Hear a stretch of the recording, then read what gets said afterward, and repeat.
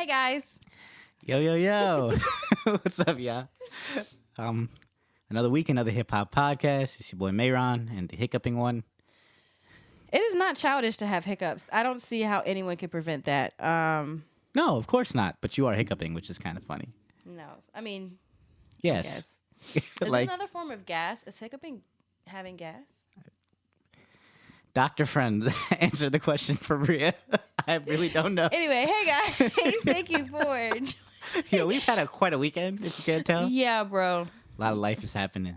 So much life. Shout out to everybody that made it through and is listening to this episode. I'm really proud of everyone, especially all my friends. Shout out to Tay. Shouts to Tay.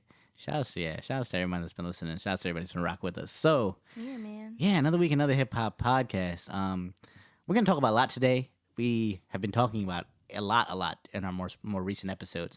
I think what just came out for you guys would be our yearly wrap-up part 1, which is more so a quarterly wrap-up part 1, which is, in this case, a 3-quarter wrap-up part 1 with Lex. And one of the things that we wanted to do is we wanted to go in depth with a couple more albums and sort of slow it down and maybe not just do everything in such broad strokes and really just talk about some of the stuff that we really liked without any pretense. But before that, I want to do another episode of Mayor on SoundCloud Corner, if that's cool. Yeah. All right. It's been a while. Yeah, it has been a while. So this summer has been crazy for me, right? It's been really weird in a lot of ways. It's been kind of like lonely. Is it good crazy, bad crazy? I'm not sure. Like it's definitely been like lonelier than most summers, right? And In what way? I don't know. I just haven't seen any of my friends. I've been like trying to hang out with like my friends. I've been trying to like hit people up, and like for some reason schedules haven't been mixing up or well, and it's kind of sucked. And then this weekend, all my friends suddenly revealed themselves to me like out of nowhere, and like I've had like so much social interaction that it's like caused me to like short circuit. I'm not sure if that happens to people, right? Like sometimes like you go from like, all right, I'm being a hermit. Sometimes unwillingly a hermit. I'm seeing certain people, not everyone I'd like to see, and then boom, everybody shows up, and you're like, oh shit, okay, this is what I wanted, but then you weren't ready for it. Yeah. Like mentally, emotionally, spiritually. Very overwhelming. And it's like, man.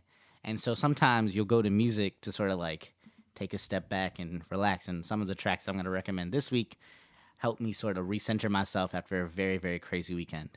That's very cool. I could definitely use that. Yeah. So actually, one of your favorites, Flying Lotus, did a Jay Dilla tribute a couple years back to Fall in Love. And I was listening to that on the way here, and it really helped calm my nerves and sort of like put me in like a nice spot where I didn't have to think too much, and I could just sort of like flow and ease in with the beat. And as I was driving here, and I was like a ball of stress. And this song comes on, and Flylo's really good at what he does, right? If y'all don't know, y'all should know by now, because we talk about him at least once every other episode. And his Jay Dilla tribute is just masterfully like done. So it's called Falling in Love, tribute to Jay Dilla. So that's what I'll start with.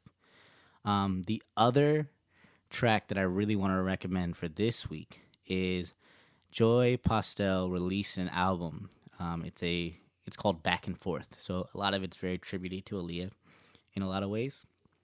And Aaliyah has a special place in my heart, and she really like helped me through a lot of stuff, especially being very small. My mom used to play Aaliyah a lot. But Joy has done a really, really good job of taking this new piece of work, especially from her last piece of work, which was Diaspora, which was amazing. If you haven't heard that, go listen to that.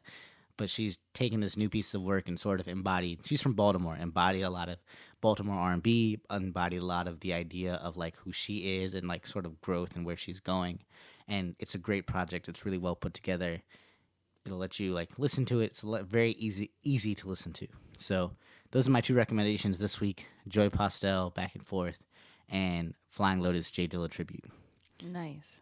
I'm actually going to play that Flylo on my way home. You should. I haven't listened to it in quite a while. It feels nice to listen to. Makes you happy on a certain level. Speaking of albums that make us happy, Yeah, man. there's been a couple, but I think at the forefront, one of the times that I have gone out this summer and the times that I have been amongst friends, one of the albums that I love to hear when I'm out is Burna Boy's. Yes. And I think we should probably start there for this episode. Is Burna Boy's most recent album, African Giant.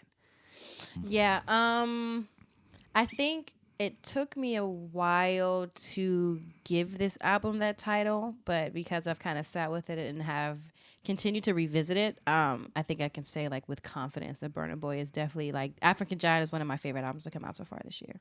Yeah, for sure. It's just really fucking good. It's easily in the top 3 albums of the year, Yeah. right? Like right there with Bandana and like whatever the third one you want to put up there is, that's fine. Yeah, like But- actually my top 2 right now are Bandana And African Giant, yeah. right? Like whatever you want to put up there with those two, that's fine. But this is definitely in the top 2. For sure. What are your favorite songs from it, or what do you like so much about it? Oh my god, I'm ready. I'm ready to talk about this. So Afrobeats is such a cool genre, right? You know, Afrobeats originates from Fela in a lot of ways and sort of like follows that legacy and goes forward. And there's Afrobeats has so many amazing stars. You have the Malik Berries of the world, you have the Wiz Kids of the world, the YCs, like, you know, you can't go anywhere in Silver Spring and not understand Afrobeats. So like being that I live in Silver Spring, like I have a pretty deep understanding of Afrobeats, whether I like it or not. That's real. Yeah. Shouts to Quality Society, Palisades, and every single other place that you can go, Abyssinia. But Afrobeats is a genre that draws inspiration, from a lot of different legacies. And what Burna Boy did with this album, I think, that is so unique is he took Afrobeats to a next level that I didn't know it had. Right? Oftentimes, I'll listen to a Malik Berry album, or I'll listen to a Wizkid album, or a YC album, or whoever, and I'll know exactly what I'm getting from that album. Like, there's no surprises. I'm like, oh, I'm going to dance. This is going to be great. I'm going to play this. I'm going to be happy. You know, this is cool. And it has its place and it has its time. This Burna Boy album is more than that. When I listened to it, it kind of like smacked me in the face. It's like, hey, not only do I make you dance, but I make you think while you're dancing. And I don't do it in the corniest of ways, right? A lot of like deep dance philosophical thought like albums are pretty corny. They have, yeah. Yeah. This is the exact opposite. This is cool. This is, you can play anywhere and everyone will enjoy it. Yeah. I think for that reason, it's such an amazing summer album. It just fits in any and all spaces. Go ahead. Finish your thought. I felt bad for cutting you off. No, finish your thought. Finish your thought. No, just and that's what I like so much about it. And I mean, I can tell an album is one of my favorites, and I think it stays in my rotation because like I'm somebody I love the tweets when people like me playing the same 3 songs over and over again or whatever, and it's niggas that grew into it. Like I am that person. I'll pick like my favorite 3 songs, whether it be from like an album or just like in general, and like I'll play those songs nonstop. So albums have a sneaky way of staying in my rotation when I like listen to the album. I have a favorite song from it, but I let it play for whatever reason, and then like I get attached to another song, and that's what I like so much about African Giant. Because at first my favorite song was like Dangote or whatever. It's playing the fuck out of it. My shit, and I would literally just be walking around the house like Dangote, Dangote. Like it was just a good time. It made me so happy. But then like as soon as I was like, okay, I'm kind of tired of that. I kind of played it out or whatever. Like I was somewhere. I think I was at work. And one of the servers was playing this album, and like Secrets is on. And I was like, yo, this song. That song is is actually hilarious. Yeah, no, it's wild as fuck. Which is part of the reason why I'm so amused by it. That song is hilarious. I love the song though. I love the song, and I also really like the way I like his use of the artists that he featured in all of the songs. I think it's one of the most. He used them in such a beautiful way. Every single person that was featured on this album in a way that kind of like lets them like embrace their kind of artistry, but it definitely took them out of their comfort zone. So let's start there, right?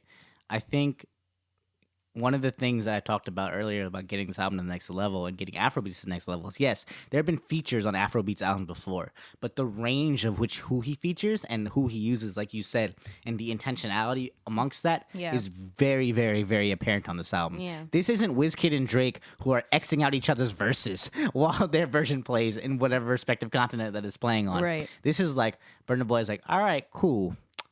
I need this. Jeremiah, you're good at this. Come here. Right. This is what I need.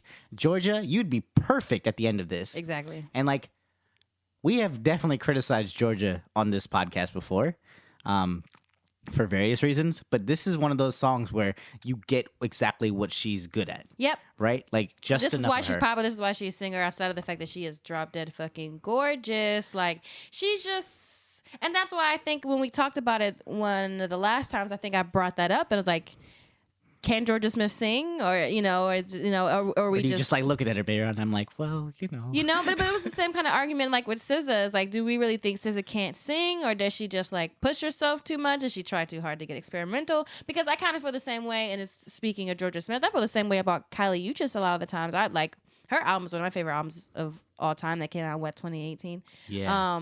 So fucking good. But like, especially seeing recap videos of her singing from the tour that she just got off on with live? Georgia Smith. No. Terrible. Like, and that's no shade, because I still play the fuck out of her album, but it's just like, maybe she just needs to like realize her lane and stay there. And this is the thing about Georgia, is like, every now and then she'll kind of like hit her lane and hit her stride, and that's what she did. Right. And the other song that she released with Burna Yep. is a good example of that on the other side, Yep. right? It's like that is exactly where she should be, and the way he used her is exactly how she should be used on songs. Yeah, this is where she like needs to stay. And it's not in like a shady way or like saying like she can't have range or like versatility or variety, but it's like, you sound the best when you are singing this type. And you're in this bag. Stay in this bag. You build yourself up to the versatility and the diversity and that, right? Yes. Like you build yourself to there. And yes, we know Georgia has very serious songs like Blue Lights and things like that, and we're not taking away from that. We're just saying this is the key that we most enjoy her in right now.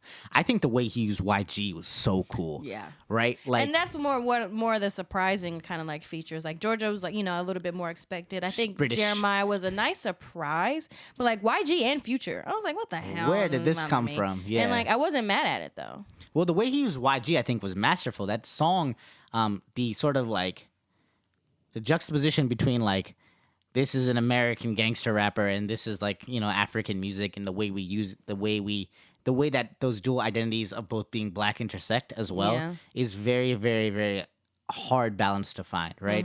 And again, I'm not going to speak too much because I'm a brown guy, especially not for like all like the Nigerians out there or all the Ghanaians out there or all the Kenyans out there. But there is a definite and well-defined idea of being African and being black and being Black American. And there's the balance of that is so hard. And to take someone who like YG, who's definitely a Black American, right? They're like, he's the Black American that like a lot of African parents warn their kids about. Like, do not become this man. Yeah. And to have him on your album and to embrace him and to have that song so well balanced, especially today in such a prominent spotlight, I think is really, really cool. Yeah. And I know for sure, like, had me like really happy that happened. My favorite song is Wetin Man Gon Do, right? There is no better Burna song in my opinion. That and the title track, like African Giant, are my favorites. But I feel like if Omo came out and I was single, I would do a lot of damage to that song. Oh, Like, that's one of those songs where I'm like, I'm glad I'm in a relationship, because this would ruin my life. Yikes. Almost great. Halfway summer's not over yet. It's over. It's been over for me the entire summer. Yeah. I've been in a nice committed relationship. Shouts to Chase. Hi Chase. I like Chase. Chase can stay. She's nice. Yeah. But one of the other cooler things that I think Burna Boy did on this album is he brought a good amount of politics to it, right? So he talks about Unilever and he talks about the British buying Nigeria from the Niger company, and he talks about the politics of that, and he talks about like the other story, right? I believe that's the name of the song on this album. I could be wrong. Let me see. So I'm not Another Story, right? Yeah, Another Story and Collateral Damage are very good songs to like show. They don't necessarily like express the entirety of the story, but they give you a context for like where he's coming from, and they give you a context for him as a Nigerian man and sort of like what that means and sort of what Nigeria is and sort of how it's not straightforward, right? The story that happened to the people of Nigeria is not straightforward, so that was really cool. And then the branding of a African giant, I think, is absolutely monumental, right?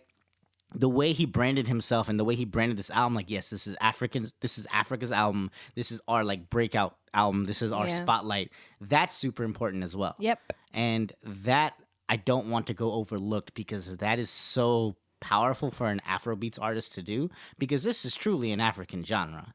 Like, yes, obviously it has Western influences. I'm not here to argue that, but this is something they own and that's theirs, right? And this is something that we consume as guests.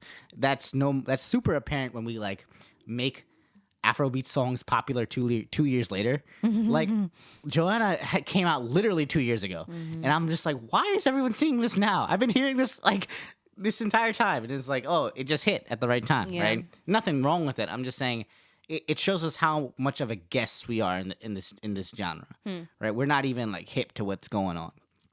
And Feel that. so he really like brought everyone in with open arms. Is like, this is who we are, and I'm here to stay. And like, Very Africa's welcome here. and warm introduction. Yeah, and for Burn people is that weren't hip. Burn is so cool because he has the most potential out of everybody. So if you look at his earlier work, like Hallelujah and stuff, like the way he thinks, his idea of what he wants to be as an artist, is much grander than I think than the average Afrobeats artist. And every Afrobeats artist, obviously, I cannot speak for. But I'm saying the way Burna has marketed himself, the way he's played this, the way he's sort of brought those features in, like you were saying, the way he's placed people, the way he's shown himself to be the representative for this genre at this moment in time, it's very much indicative of someone who wants to be bigger than the genre itself.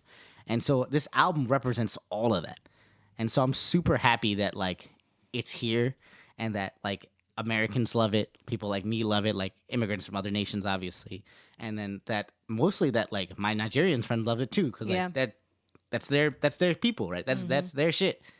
So that's my thoughts on it. I'm very happy about that album. As am I, and I don't see it getting out of my rotation anytime soon. And it's like we've mentioned, it's been a pretty rough weekend. It has. Pretty rough summer. I wouldn't say mine is necessarily lonely, other than like by choice. When I'm stressed, isolation is my favorite thing. Definitely my favorite thing. So it's just what I do. So I like. I'm rolling my eyes in the studios for those that can't see. Anyway. So I like that this album is just like. I want to use this word because a lot of British people use this word. It's just like a really pleasant album. Pleasant. It's really pleasant. It makes me like Pinky really up. happy and not like happy like a lot of summer songs we just like get drunk and get fucked up and ignore the fact that your life is trash. It's just like, nah, man, we all just here trying. We all just here working. And I need more of that right now. It's like, damn, all right, it's cool. I'm not the only nigga out here hurting. That's cool. Somewhere softly, Frank Ocean, we all try. Plays in the background. Like dead ass. Hope you're okay, Frank Ocean. I'm sure he's doing great. He's got millions of dollars. Sure. Do this is really random. Do you have random like celebrities or like musicians or whatever that you just think about? Like, I hope this person's okay. Oh yeah, I totally think about Frank sometimes like that. Yeah. I mean, I don't think anyone who consumes his music doesn't.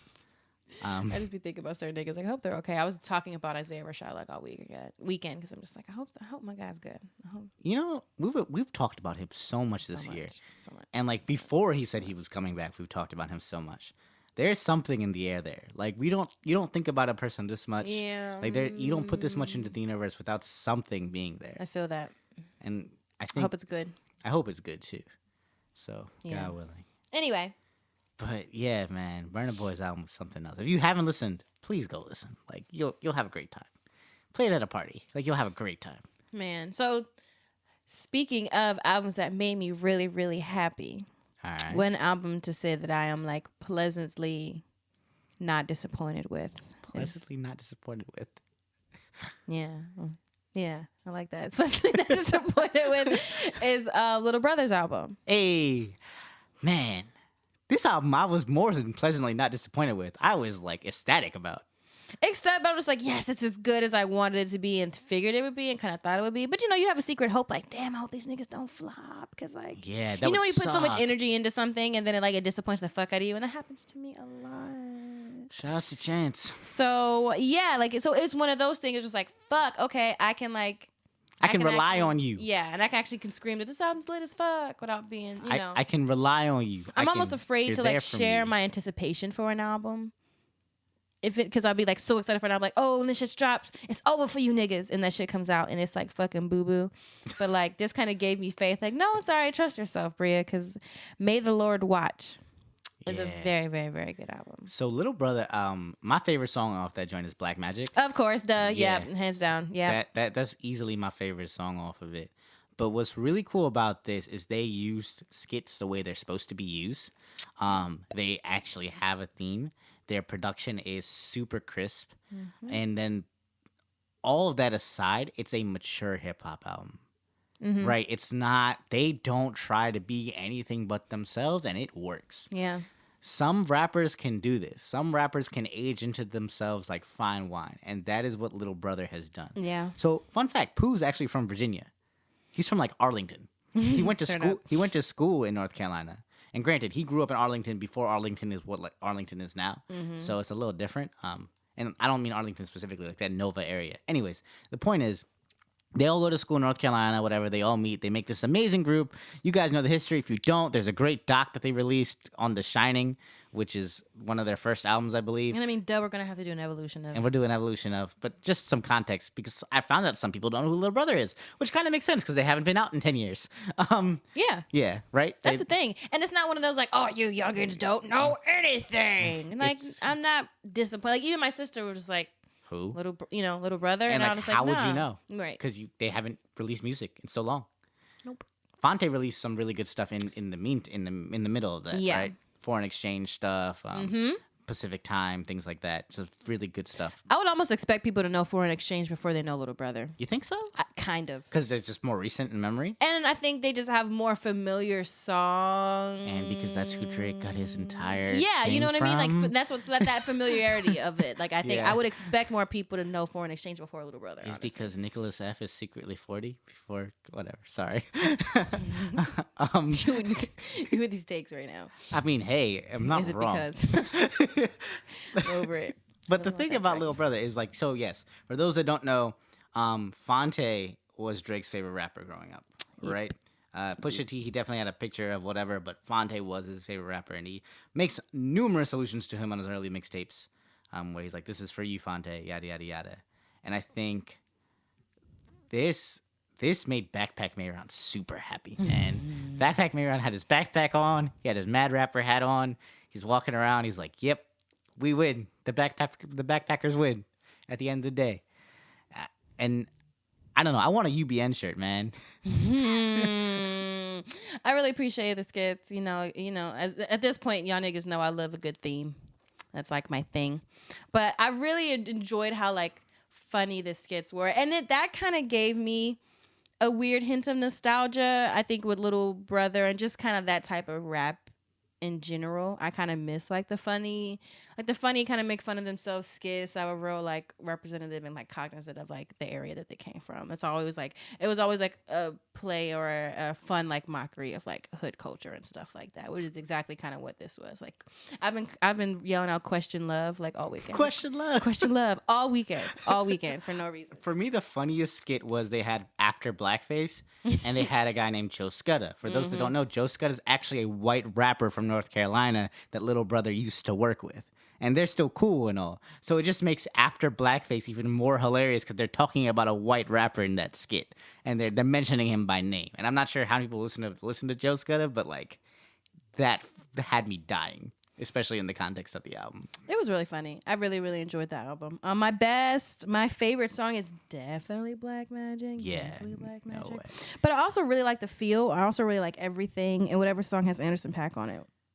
Yo, so secretly, let's have a mini talk here. Who's having a better year for features, Pusha T or Anderson .Paak? Anderson .Paak. Anderson .Paak honestly has had this feature game unlocked for years.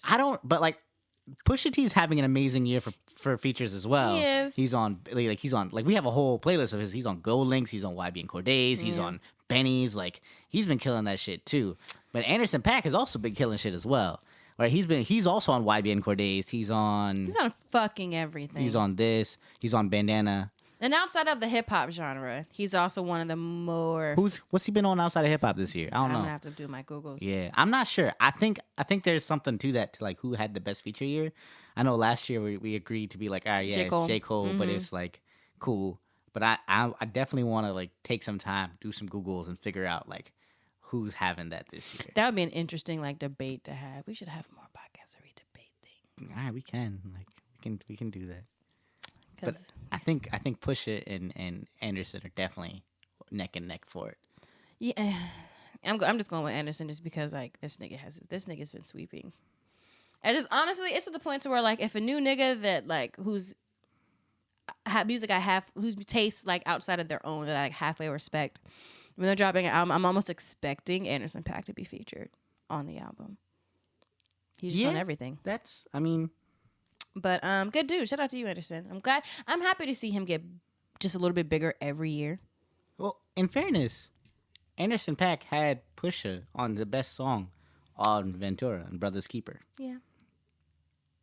Our second best song, King James was the best song. But I don't know, because, like, Pusha has Palm Olive, which is, one of the best songs on Bandana. Album, yeah.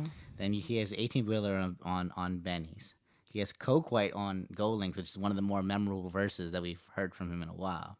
And he has Nightmares on YBN Cordays, which, again, was the masterful album. But you can come back with the same thing and say, well, Anderson .Paak is on YBN Cordays' album. Anderson .Paak is on Freddie Gibbs' album. Anderson .Paak is on all these other albums. So we'll talk about this. I guess my point is there's something there to talk about. Yeah, I feel it. All right. So. Any more to say about Little Big Brother? Little Big Brother. Little Brother. They are Little Big Brother because, like, they're definitely older than us. In school, I've seen them kind of graduate. Like, this is, like, the cool... I'm kind of into this, like, old head rap band flex, which should just be like, listen here, son. But, like, finding a very cool way to do that. I like the fact that it's not corny when they do it. Yeah. Right? For facts. Because, like, I think one of the cool things about hip-hop now is that, like, you can age into it, like we were saying. Mm-hmm. And, like, they've aged into it well. Yeah. But, nah, I think we all wrapped up on the Little Brother shit. But I know you want to talk about the Rhapsody shit? Because that album was really good. Eve. Man. I don't know. Listen, it's a hot take. Uh-oh. I don't think it's better than Layla's Wisdom. I agree. Yeah, I think this is a great album. I agree. But I still want people to go back and listen to Layla's Wisdom. Me too. Okay. That's how I feel about Eve. Eve is really good. And I like Eve. And I'm like, damn, this bitch is really rapping. But it's like, we all kind of knew that she could do that. Yeah. So, like, it's just cool. This is one of those albums that, like, damn, I really fuck with this. But, like, I was already fucking with you. I wish this would have came out first. And I wish Layla's Wisdom. And that's literally how, and I couldn't wrap up how I felt about this album because it was really good. I wasn't really sitting there. I wasn't disappointed in her. I was like, damn, what about this? What about this am I just disappointed in? And it was that. Like, Layla's Wisdom just left you with such a feeling that you don't get, I think, that much from first major albums in hip hop, from, like, women albums in hip hop. Layla's Wisdom is easily one of the best hip hop albums in the past 5 years. And that's the thing, right? It's such a hidden gem and people don't know about it. And I'm kind of blown, like you said, that they aren't reversed. Yeah. I'm kind of blown that this didn't come out first because this she gave us bars and she gave us technical ability and she gave us everything that the Hoteps argue for. Yep. Y'all should listen to Rhapsody because she be rapping. That's my biggest fucking problem with this. But it's like, wait a minute, she's a lot more than this. Okay, and you get all of that on Layla's Wisdom. Yep. All of that, like, and I think that's my other issue with Layla's Wisdom is you get so more of her individual personality outside of and like her story, artistry, right?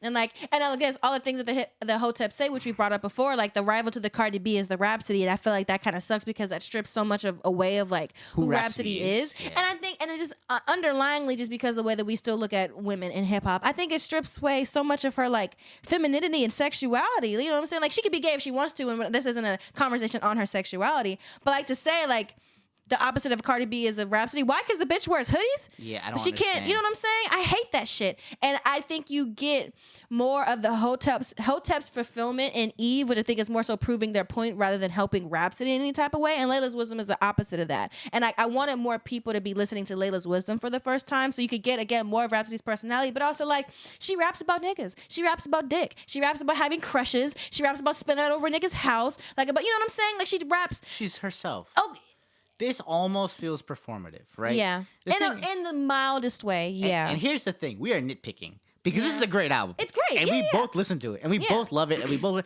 I listened to it multiple times. I loved it so much that I went on a limb and I put it on in jiu-jitsu class. Like, I do the MMA thing, yada, yada, fighting, whatever. And my coach, like, sometimes likes to make fun of the fact that I have a hip-hop podcast. He's like, what should we listen to now, Mayron? I'm like, all right, we should listen to this. And he's like, who? I'm like, yes, we should listen to this.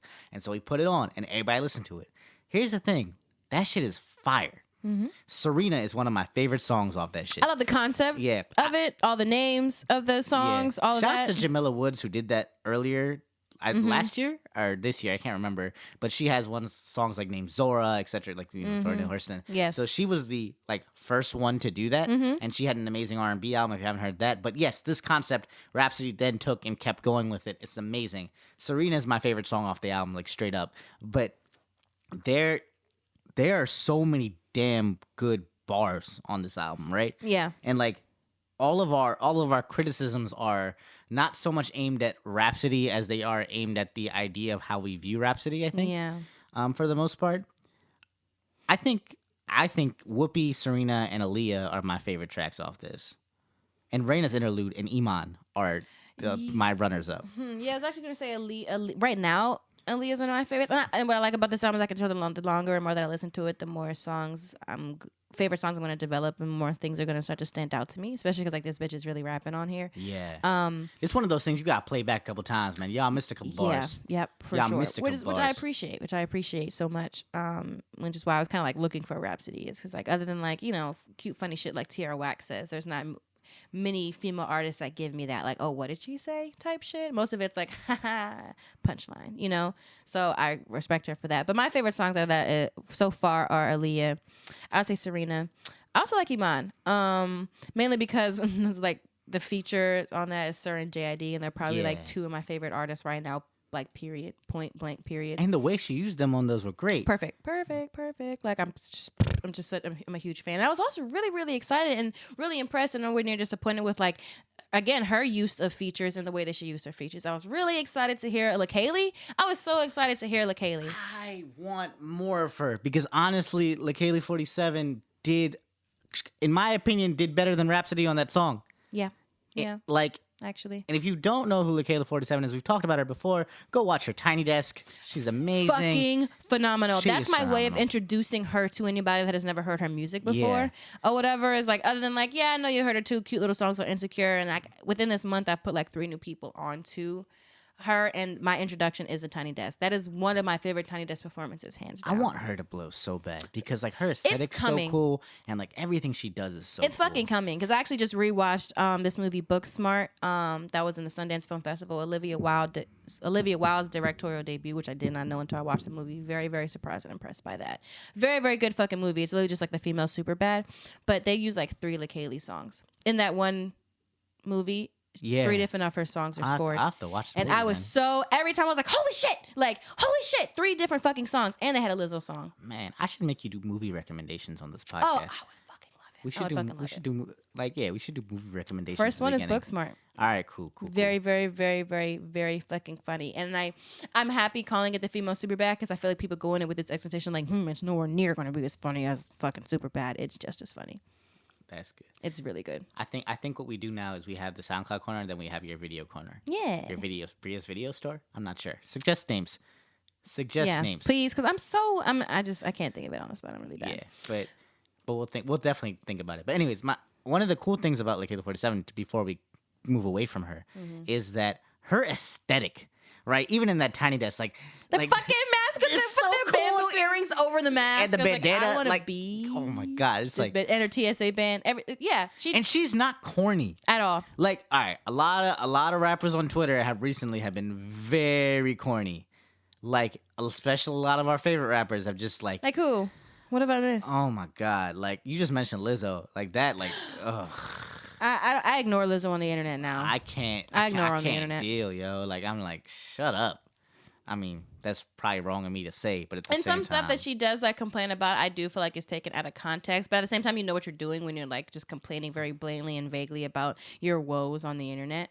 I feel like she's more often than not looking for like, it's okay, queen, which she gets and she deserves, but also like, actually, there's some constructive criticism I can apply to this complaint, and that's when she like gets upset. And I don't mean to single out Lizzo. I also mean to single out like Talib Kweli and a bunch of other motherfuckers that are just like, why you got a Twitter, man? Just someone take away your Twitter and it'd be straight. Also, like Freddie Gibbs, for example. I'd love for him to not have a Twitter because I don't want to see shots at Jeezy. You just had the best album of the year. Why are you taking shots at Jeezy who just released the album? Like, I don't pay attention to Freddie Gibbs that much on the internet because he's actually said some stupid shit before, and I'm like, woo. And that's the thing. We love the dude as a rapper, and we love his music, and to be honest, we're probably gonna still keep supporting him. But at the same time, we'd love for you guys to just clean up your social media act a little bit. Who fucking blows me on Twitter? I don't even follow them on Twitter, but I just see them on Meek Mill. Oh, I don't follow Meek Mill. I don't follow him either, but like I just always see his tweets. I'm like, what the fuck? Yo, what did he be saying? He just corny shit. Stupid ass corny shit. Don't hot girl summer. Keep that bitch away from me. Like I would.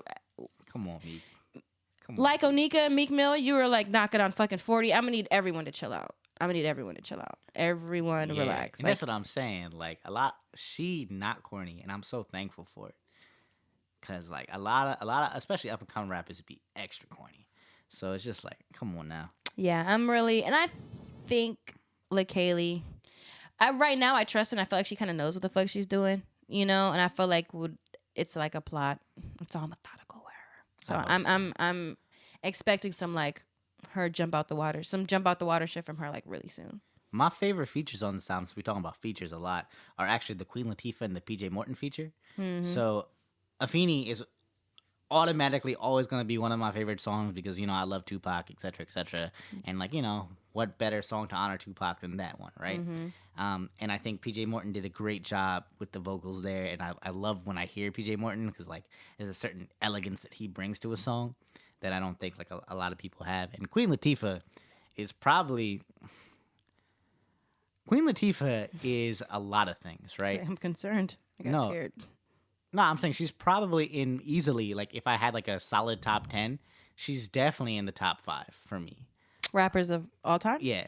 And the reason for that is because, like, number one, all the shit she's done, like, career-wise, mm-hmm. right? Like, she's just done so much. Anytime I get to hear her rap, I feel like I'm hearing a real-life legend, right? I feel that. And it's different than hearing, like, Jay or Nas, who are also real-life legends, but they rap a lot. Queen Latifah's not releasing music every other, 5 years, right? At this point anymore. Yeah, so when she actually raps, it kind of feels like I'm giving the people a gift. You're fucking welcome. Exactly. Yeah. So it's like for me, this was special because it's like I got to hear something that I don't get to hear often. It's almost like it's not like the same as a Doom feature. That's what dead ass was about to say. I was like, it's not like a Doom feature, but it's kind of like a Doom feature in that, like, oh wow, someone has given me something. And I don't this is not something I can go buy. It would normally be hard to get. Yeah, I can't go get this, right? And so I think that feature in itself, like, I like the song obviously, but that feature in itself is just so special for me because, like, that means Queen Latifah, like, feels comfortable saying, like, Rhapsody, you got it, right? It. And has something to say, and and that's cool. And so, like, for me at least, like, that's a big deal when it comes to like the passing of the torch, quote unquote. Yeah. And which basically that's kind of what it felt like. And it's cool because it's like of all the people that I would expect somebody like Queen Latifah to endorse, this person, but it's not like it didn't feel forced. Yeah. And it's not like bitchy like this again, like this over the Cardi B's. It's just like, no, like I really fuck what this person's doing. I'm gonna give them the support in the best way that I know how, which is like basically attach my name to them.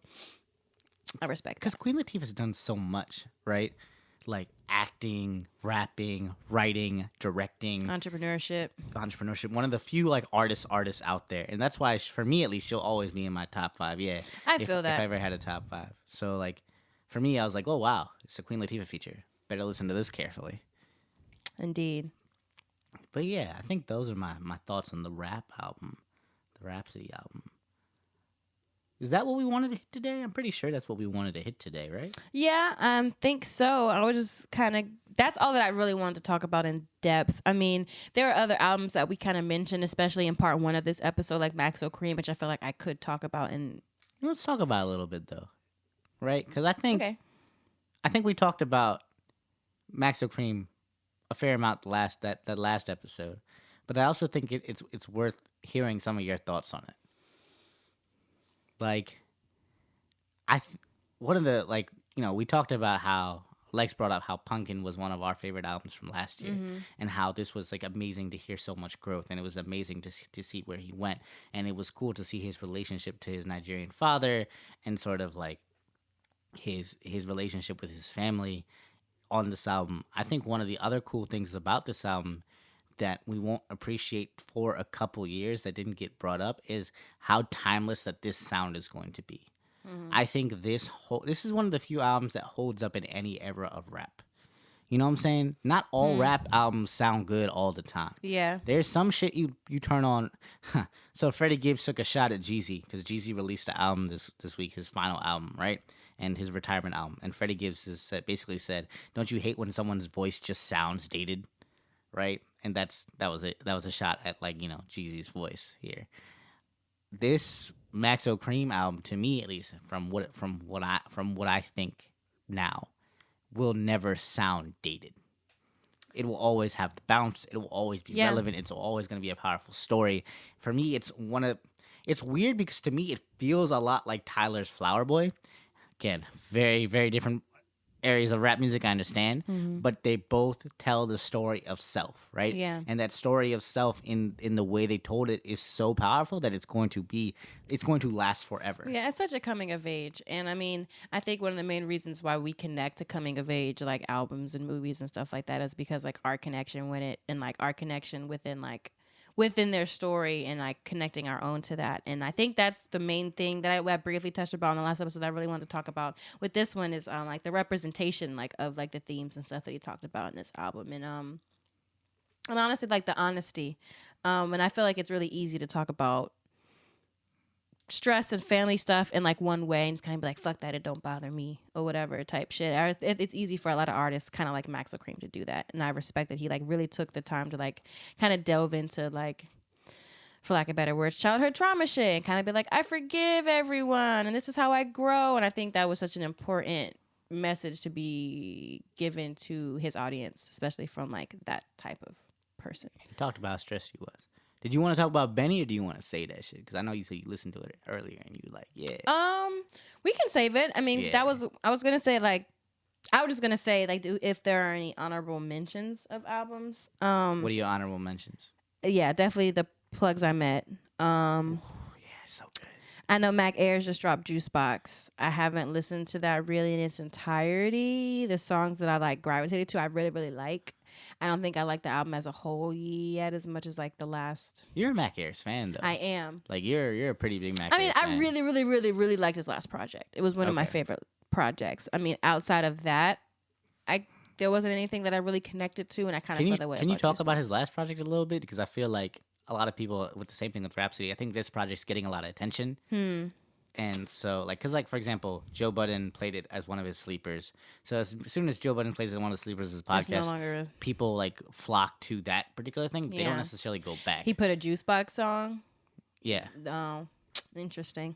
Yeah. Well, the album that he released, which was last year, and I think that was either one of my it was talked about in the best favorite albums of 2018 or the R&B episode. R&B episode is what you Something to Feel is the name of the album. And just from beginning to end, I think it's a very, very, very, very good album. The skits and everything are cute. They're kind of like, they're a little loose. Well, I think a little bit more loose than like kind of what we talked about like with Big Brother and everything. They don't really have as much of a point, but it's cool. They're fun little like interludes and stuff like that. I just really like his vocals on the songs. They are able to have a cohesiveness without all sounding alike. And I'm realizing how difficult that kind of is for a lot of R&B artists. Just kind of weird. Summer Walker dropped a couple songs recently, and I actually had that same exact thought. It's really hard for R&B artists not to just like stay in their lane, but also, well, how do I phrase this? Exactly like you phrased it, of course. Where you're like, yeah, it sounds cohesive, but it doesn't all sound the same. Yeah. It doesn't sound like one long song. I know exactly what you mean. It's really, really hard for R&B artists to do. And I think there is like, I don't know, for some reason I feel like there's a little bit more pressure. Maybe just because like there are ways that you can cheat, I think, when it comes to like rapping. You don't necessarily have to like sound the best or have the best flow or whatever. You could just have a feature. Something. You know, if you just have one thing that people are attracted to, niggas will fuck with it. And R&B is not like that. Like, even if you don't have the best singing voice, you have to have the best type of production. Like, you have to have a good something. And I think it's really hard for R&B artists to kind of get stuck in their bag and never leave that. And it does kind of carry them, I feel like, a little bit further than it would outside of this genre, like with rap. Like, that's my biggest issue with Jhené Aiko. Like, Jhené Aiko. I think everything she fucking drops all sounds the fucking same, or is within the same realm. And anytime she gravitates away from that, it's always the same gravitation. She drops a remix of her like sing rapping, and it's like her just talking about riding dick, and then praying or like meditating after sex. Literally, it's tantric, guys. It's fine. Yeah, I mean, and it's like I'm not knocking it because I have more than often I'm like, hey, I feel you, sis. So should I be on? But it's like I just want you to talk about something else, or at least phrase it in a different way. Because I mean, literally, the My Type remix was the Eat the Booty Like Groceries 2 summers ago, and it's like, when are we? All right, okay, this is okay, all right, this is great. Like, I guess we should just be glad Sweetie has another song other than that Icy song, right? Are we glad about that? I don't know. She's gonna have a career whether we like it or not. So I don't know. It might as well be more than one song. If you want to laugh, watch that video where she raps for J. Cole. I'm not even trying to like make fun of her. She raps for J. Cole.